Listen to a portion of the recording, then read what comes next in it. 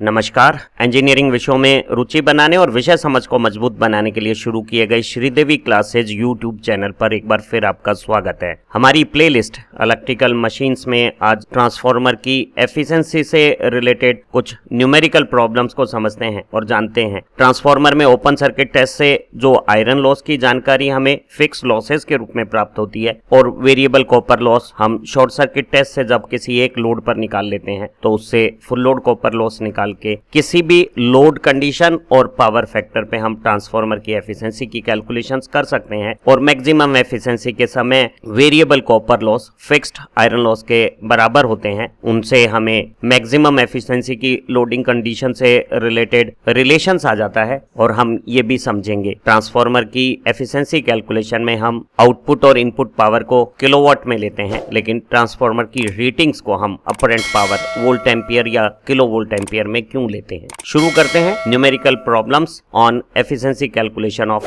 Transformer. एक single phase transformer जिसकी LV 200 volt के लिए और HV 400 वोल्ट के लिए डिजाइन है। 4 kVA अपरेंट पावर वाले इस ट्रांसफार्मर के ओपन सर्किट टेस्ट और शॉर्ट सर्किट टेस्ट के रिजल्ट्स इस तरह से हैं। ओपन सर्किट टेस्ट को LV साइड पे सप्लाई देके रेटेड वोल्टेज पे कंडक्ट किया गया है और ट्रांसफार्मर ने नो लोड पे 0.8 एम्पियर करंट लेते हुए पावर इनपुट 50 वॉट ली है। रेटेड वोल्टेज पे ओपन सर्किट टेस्ट के दौरान जो पावर इनपुट होती है वो आयरन लॉस है, तो हमें आयरन लॉस की इंफॉर्मेशन ओपन सर्किट टेस्ट के डाटा से प्राप्त हो गई है। इसी ट्रांसफार्मर की शॉर्ट सर्किट टेस्ट को हाई वोल्टेज साइड पे किया गया है और 400 वोल्ट की रेटिंग वोल्टेज वाली साइड पे केवल 20 वोल्ट की वोल्टेज लगाने पे फुल लोड करंट जैसी करंट कंडीशन 10 एम्पियर आ गई है और HV साइड पे मेजर 10 एम्पियर करंट की कंडीशन पे वॉट मीटर LV और HV दोनों साइड के कॉपर लॉसेस को 60 वॉट मेजर कर रहा है। तो HV में 10 एम्पियर लोडिंग पे power input short circuit test का 10 एम्पियर लोड पे कॉपर लॉसेस को बता रहा है। हमें इस ट्रांसफार्मर को जब वो फुल लोड करंट सप्लाई कर रहा है 0.8 लैगिंग पावर फैक्टर पे तब क्या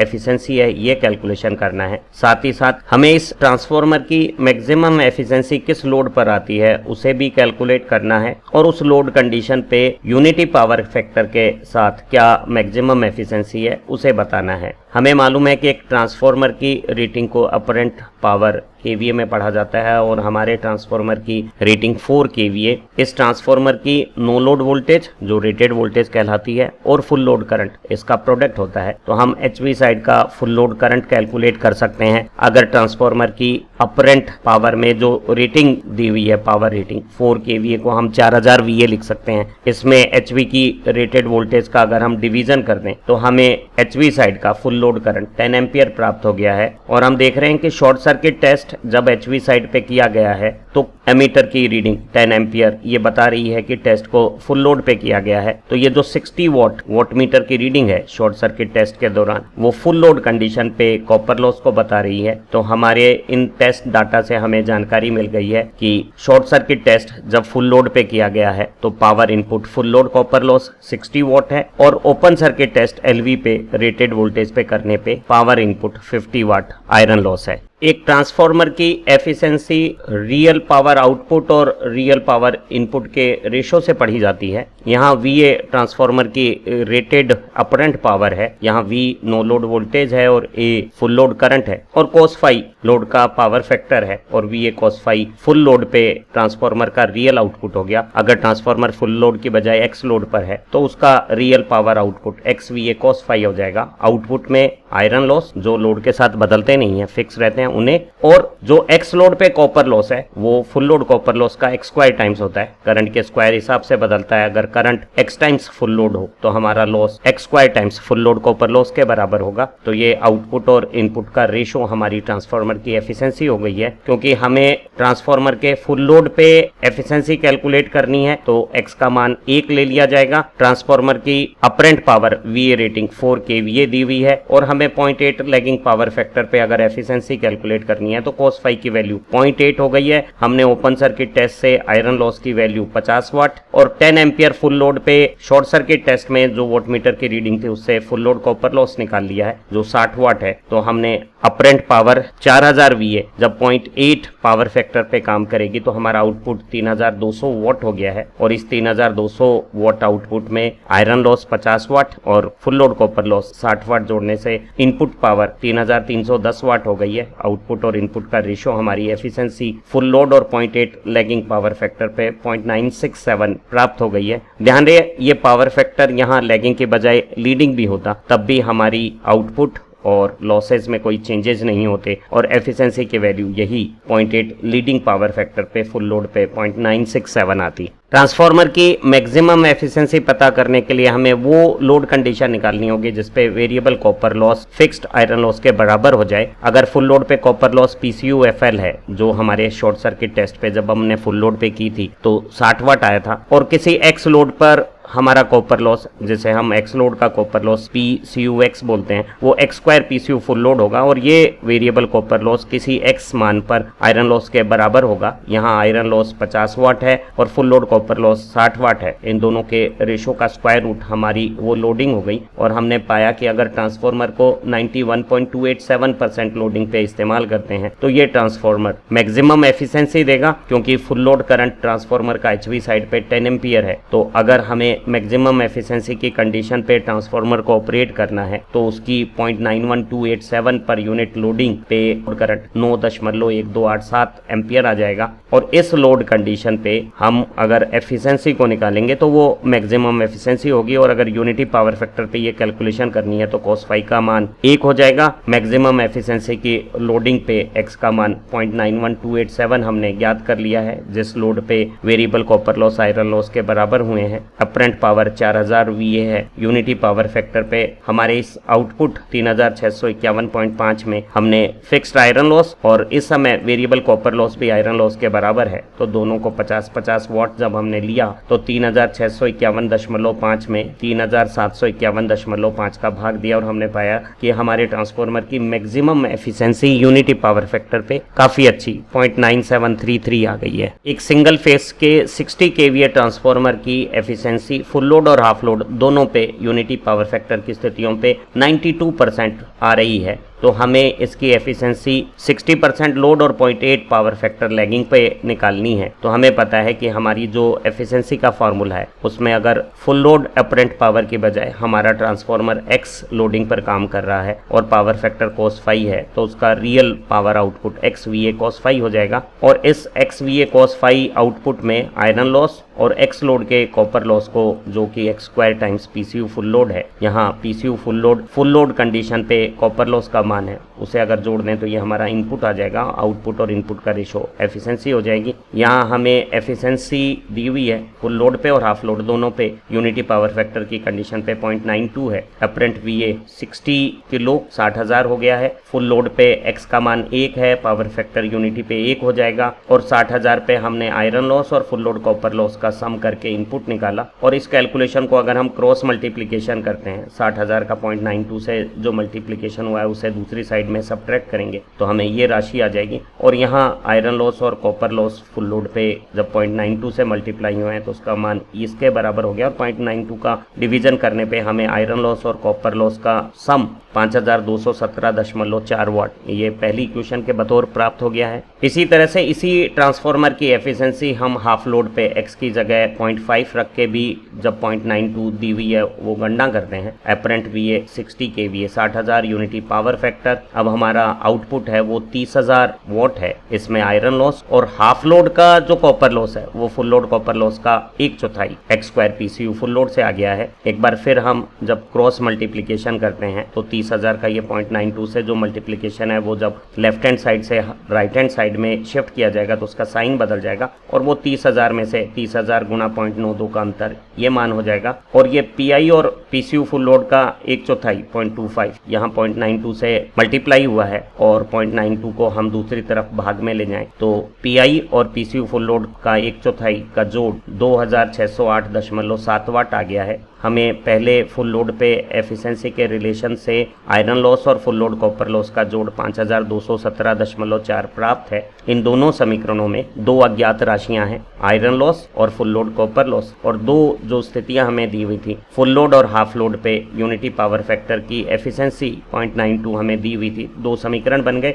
और इन दो समीकरणों की मदद से हम फिक्स्ड आयरन लॉस और फुल लोड का कॉपर लॉस कैलकुलेट कर सकते हैं। अगर हम एक नंबर समीकरण में से दो नंबर समीकरण घटाते हैं तो एक में से 0.25 घटने पे 0.75 full load copper loss, iron loss एक दूसरे से घट के खत्म हो जाएंगे और 5217 और 2608 का अंतर 2608.7 वैल्यू आ गई। और इसमें 0.75 का अगर भाग दे दें तो फुल लोड कॉपर लॉस 3478.3 वाट आ गया है। और इस समीकरण में फुल लोड कॉपर लॉस का मान अगर हम रख देते हैं तो आयरन लॉस 5217.4 में से 3478.3 घटाने पे 1739.1 वाट आ गया है। तो हमें फुल लोड कॉपर लॉस और आयरन लॉस की वैल्यूज प्राप्त हो गई है। अब हम किसी भी लोड कंडीशन और किसी भी पावर फैक्टर पे एफिशिएंसी की गणना कर सकते हैं। हमें 60,000 VA अपरेंट पावर वाले ट्रांसफार्मर की फिक्स्ड आयरन लॉस 1739.1 वाट और फुल लोड पे कॉपर लॉस 3478.3 वाट प्राप्त हो गए हैं। इसी ट्रांसफार्मर की 60% लोड पे और 0.8 पावर फैक्टर लैगिंग पे जब हमें एफिशिएंसी निकालनी है तो इस एफिशिएंसी के फार्मूला में हमारी लोडिंग 60% है, एक्स का मान 0.6 हो गया है और पावर फैक्टर 0.8 हमें दिया हुआ है। तो हमारे ट्रांसफार्मर का आउटपुट 28,800 वाट हो गया है। इस आउटपुट में हम फिक्स्ड आयरन लॉस और 0.6 लोडिंग पे 60% लोडिंग पे जो x² पीसीयू फुल लोड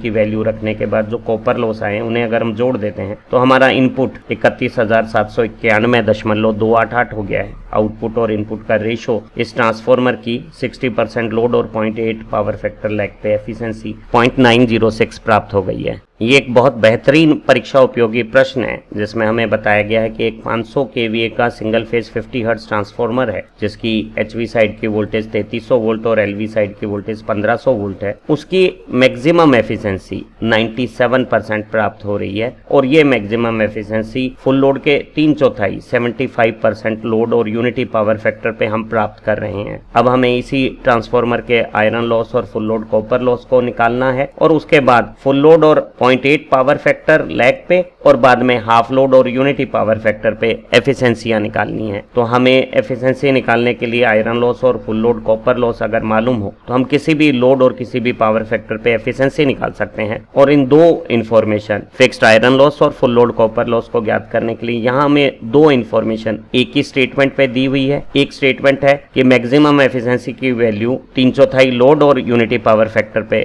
0.97 है और मैक्सिमम एफिशिएंसी दूसरी इंफॉर्मेशन बता रही है 3/4 लोड पर है। तो 3/4 लोड पे 500 kVA का ट्रांसफार्मर अगर यूनिटी पावर फैक्टर पे काम करे तो 3/4 लोड पे जो उसका रियल पावर आउटपुट है वो 375 किलोवाट प्राप्त हो गया है। और हमें मालूम है मैक्सिमम एफिशिएंसी की स्थिति में आयरन लॉस और कॉपर लॉस बराबर होते हैं। मान लेते हैं कि वो दोनों तरह के लॉस मैक्सिमम एफिशिएंसी की स्थिति में x है तो x आयरन लॉस और x 3/4 लोड का कॉपर लॉस अगर हम आउटपुट पावर में जोड़ देते हैं तो हमारी इनपुट पावर 375 किलोवाट में 2x का सम आ गई है। और हमें आउटपुट और इनपुट का जो रेशो एफिशिएंसी 97% दिया हुआ है उससे हमें x का मान ज्ञात हो जाएगा जो हमारा फिक्स्ड आयरन लॉस होगा। तो 500 kVA के ट्रांसफार्मर में 75% लोडिंग और यूनिटी पावर फैक्टर पे आउटपुट और मैक्सिमम एफिशिएंसी पे आयरन लॉस और कॉपर लॉस बराबर x जोड़ने पर इनपुट हमें प्राप्त है। और आउटपुट पावर और इनपुट पावर का रेशो मैक्सिमम एफिशिएंसी 0.97 जो दी हुई है उसे अगर हम हल करते हैं तो हम पाते हैं कि 0.97 का 2x से गुणा यहाँ 375 किलोवाट में 0.97 का मल्टीप्लिकेशन हुआ और पक्ष रूपांतरण से वो घटेगा तो ये अंतर हमारा 11,250 आ गया है। हल करने पर x का मान 11,250 में 0.97 का का 2 गुना 1.94 का भाग देने पे 5799 वाट आयरन लॉस के रूप में प्राप्त हो गया है। तो एक जानकारी हमें प्राप्त हो गई है और दूसरी जानकारी फुल लोड कॉपर लॉस हमें मैक्सिमम एफिशिएंसी की शर्त से मालूम हो जाएगी। हमें पता है कि किसी x भार पर copper loss full load copper loss का x² गुना होता है और अगर मैक्सिमम एफिशिएंसी 3/4 भार पर आ रही है तो 3/4 भार पे कॉपर लॉस आयरन लॉस के बराबर होगा। आयरन लॉस का मान हमें मालूम है, यहाँ 4 का वर्ग 16 5799 से गुणा होगा और 3 का वर्ग 9 भाग होगा, तो हमें PCU फुल लोड 10,309.3 वाट प्राप्त हो गया है। हमने मैक्सिमम एफिशिएंसी किस लोड पर आ रही है, 3/4 या 75%, और मैक्सिमम एफिशिएंसी कितनी है 0.97। उन दो जानकारी से दो तथ्य जो हमारी कैलकुलेशन में मददगारी हैं, फिक्स्ड आयरन लॉस 5799 वाट और फुल लोड कॉपर लॉस 10,309.3 वाट प्राप्त कर लिए हैं। अब हम किसी भी भार और किसी भी पावर फैक्टर पे ट्रांसफार्मर की एफिशिएंसी की गणना कर सकते हैं। अगर कोई हमें फुल लोड x का मान 1 और 0.8 लैगिंग पावर फैक्टर या लीडिंग पावर फैक्टर पे एफिशिएंसी चाहेगा तो cos phi की जगह 0.8 रख देंगे। तो फुल लोड x1 500 kVA के ट्रांसफार्मर में 0.8 पावर फैक्टर पे रियल आउटपुट पावर 400 किलोवाट आ गई है और इस 400 किलोवाट पावर में फिक्स्ड आयरन लॉस 5799 और फुल लोड कॉपर लॉस जो 10,309.3 हमें ज्ञात है, उन्हें जोड़ने पे ये इनपुट पावर प्राप्त हो गई है। आउटपुट और इनपुट का रेशो हमारी एफिशिएंसी फुल लोड और 0.8 पावर फैक्टर पे 0.9613 आ गई है। इसी ट्रांसफार्मर की अगर हाफ लोड और यूनिटी पावर फैक्टर पे एफिशिएंसी निकालनी होगी तो x का मान हाफ रख दिया और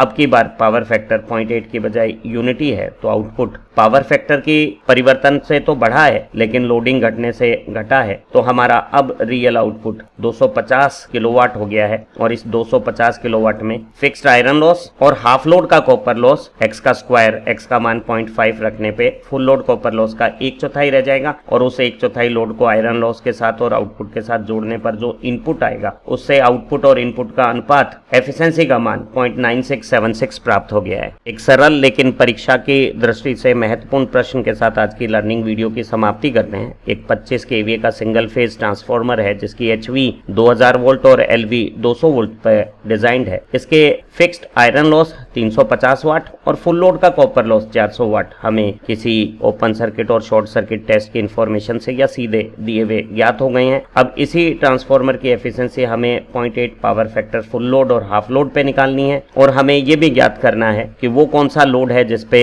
मैक्सिमम एफिशिएंसी आएगी, अर्थात वेरिएबल कॉपर लॉस किस लोड पे फिक्स्ड आयरन लॉस के बराबर हो जाएंगे और हमें वो maximum efficiency unity power factor और 0.8 पावर फैक्टर दोनों पे कैलकुलेट करनी है। तो पहले हम फुल लोड और 0.8 पावर फैक्टर पे एफिशिएंसी की गणना कर लेते हैं। एफिशिएंसी का हमारा फॉर्मूला है apparent power VA x load पे x VA हो जाएगी और cos phi पावर फैक्टर पे हमारी real power output x VA cos phi है और इस आउटपुट में आयरन लॉस और x लोड का कॉपर लॉस जोड़ने पे जो इनपुट आया उसका भाग देने पर एफिशिएंसी आ जाएगी। हमारी VA rating 25 kVA, full load पे x का मान 1 और हमें गणना करनी है 0.8 पावर फैक्टर पे, तो हमारा रियल पावर आउटपुट 20 किलोवाट है और 20 किलोवाट में आयरन लॉस जो किसी भी लोड पे एक समान रहते हैं, फिक्स रहते हैं, 350 वाट दिए हुए हैं और फुल लोड कॉपर लॉस 400 वाट जानकारी से प्राप्त है। इन्हें जोड़ने पर हमारा इनपुट आ गया 20,750 वाट, आउटपुट 20,000 में 20,750 इनपुट पावर का भाग देने पे एफिशिएंसी फुल लोड और 0.8 पावर फैक्टर पे 0.9638 सीधे ज्ञात हो गई है। ध्यान रहे फुल लोड पे x का मान 1 लेना है और पावर फैक्टर cos phi की वैल्यू 0.8 है। हमारे लॉसेज पावर फैक्टर पे डिपेंड नहीं करते हैं। x का मान 1 रखने पर फुल लोड के कॉपर लॉस 400 वाट सीधे आ जाएंगे और कैलकुलेशन से हमें एफिशिएंसी ज्ञात हो जाएगी। उसी ट्रांसफार्मर जिसकी full load VA rating 25 kVA है, हाफ लोड पे हमें एफिशिएंसी की गणना इस सूत्र में करनी है। तो x का मान 0.5 हाफ लोड पे रखने पे अगर हमारा सेकेंडरी लोड का पावर फैक्टर 0.8 है तो हमारी x लोडिंग 0.5 है, अपरेंट पावर 25 kVA है और पावर फैक्टर 0.8 है, तो रियल पावर आउटपुट 10 किलोवाट हमें प्राप्त हो गया है। इस आउटपुट में हमें आयरन लॉस और कॉपर लॉस निकालने हैं। ध्यान रहे जब लोडिंग बदलती है तो न केवल आउटपुट बदलता है, हमारे कॉपर लॉस भी बदलते हैं। तो फुल लोड कॉपर लॉस जानकारी में 400 वाट थे लेकिन हाफ लोड पे ये x स्क्वायर टाइम्स रह जाएंगे और x का मान 0.5 रखने पे ये 400 वाट का 1/4 100 वाट मात्र रह जाएंगे और 100 वाट जो हाफ लोड पे कॉपर लॉस है उसे फिक्स आयरन लॉस के साथ अगर हम जोड़ें और आउटपुट और लॉसेस का जोड़ इनपुट देखें तो वो 10,450 350 वाट आ गई है और आउटपुट पावर और इनपुट पावर का रेशो एफिशिएंसी हाफ लोड और 0.8 पावर फैक्टर पे 0.9569 प्राप्त हो गई है। अगर उसी ट्रांसफार्मर जिसके आयरन लॉस 350 वाट हैं और फुल लोड के कॉपर लॉस 400 वाट हैं, हमें मैक्सिमम एफिशिएंसी अलग अलग पावर फैक्टर पे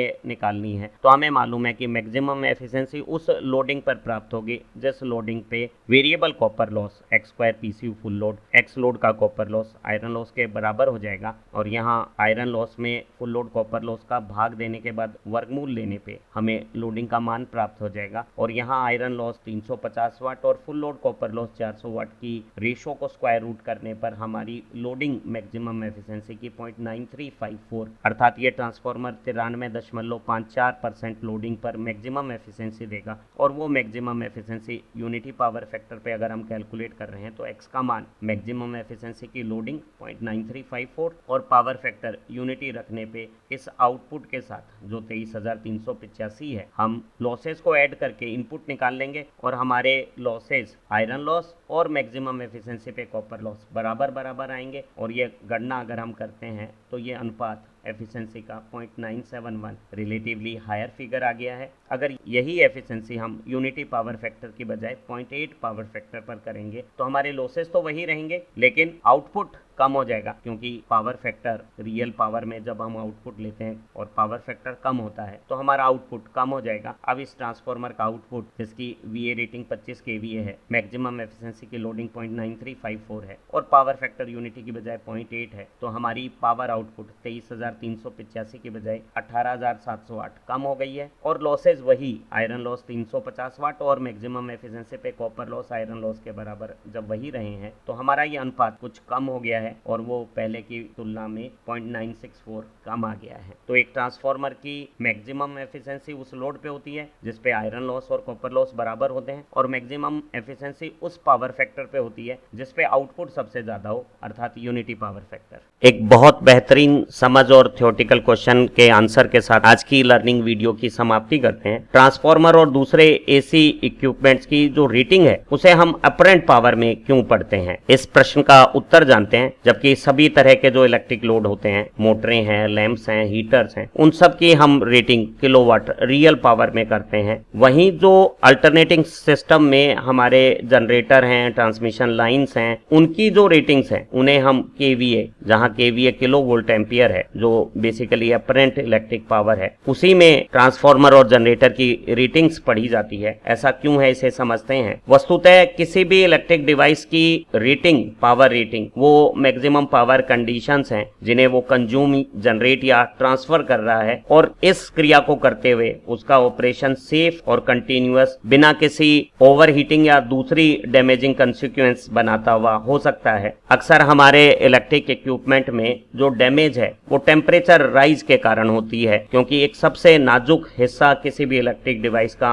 इंसुलेशन है जो एक विशेष टेम्परेचर राइज के बाद डैमेज होने लगता है। तो हमें अगर इक्विपमेंट की सेफ्टी इंश्योर करनी है तो हमें टेम्परेचर राइज को कंट्रोल रखना होगा। और एक डिवाइस में जो टेम्परेचर राइज है वो लॉसेस से जो हीटिंग हो रही है और जो हीट डेसिपेशन कूलिंग से हो रहा है उसके बैलेंस से बनती है। अगर कूलिंग फिक्स है तो हम कह सकते हैं कि हीटिंग लॉसेस पे डिपेंड करती है और टेम्परेचर राइज भी जो मशीन के अंदर इंटरनल लॉसेज हो रहे हैं उस पर डिपेंड करेंगे। और ट्रांसफार्मर क्योंकि एक स्टैटिक डिवाइस है जिसमें घर्षण जैसे कोई लॉसेज या हवा को बहाने वाली जैसी समस्याएं नहीं है, तो इसमें केवल इलेक्ट्रिकल नेचर के लॉसेज, कॉपर लॉस और आयरन लॉस हैं। जो ट्रांसफार्मर की वाइंडिंग के रेजिस्टेंस में करंट फ्लो से कॉपर लॉसेज होते हैं वो करंट के स्क्वायर प्रोपोर्शनल होते हैं, अर्थात वो धारा पे निर्भर करते हैं। वहीं जो आयरन लॉस हैं वो हमारी कोर में वर्किंग फ्लक्स के मैग्नीट्यूड पे डिपेंड करते हैं और फ्लक्स सप्लाई वोल्टेज के साथ प्रोपोर्शनल रिलेशन रखता है। तो जो आयरन लॉस है उसकी डिपेंडेंसी